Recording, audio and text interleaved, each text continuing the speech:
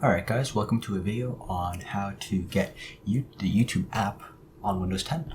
So the usual way that people go about doing this is just going to Google Chrome and typing youtube.com and then you bring it to the YouTube website. But that everyone knows that that's boring. No one wants to go through that process. It's really slow. So I'm going to show you a simpler way of doing that in this video. So the first thing you want to do, you want to go to the link in the video description and it will bring you to the Chrome web store. As you can see here, and all you have to do, you just have to press add to Chrome. It's going to add the app to Chrome. What this is going to do, just going to make it so you can access it through if you access it through the apps area and then just click on it, but that's not enough for us.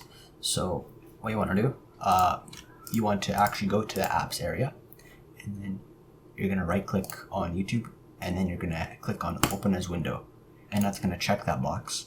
And now, if we click on the YouTube thing, it's going to open up as a new window, but that's still not good enough because you still have to go into Chrome and then open YouTube from there. So now what we have to do is we have to right click YouTube and then we have to do create shortcuts. And you want to create, if you want, you can do it on the desktop and the start menu. I recommend the start menu. You want to put it on the desktop, click desktop, and then we'll do create. And now what that will do, it'll actually put a YouTube thing in your start menu and also there, and you can even search it. YouTube in your start menu. So when you click enter, you get the YouTube app here.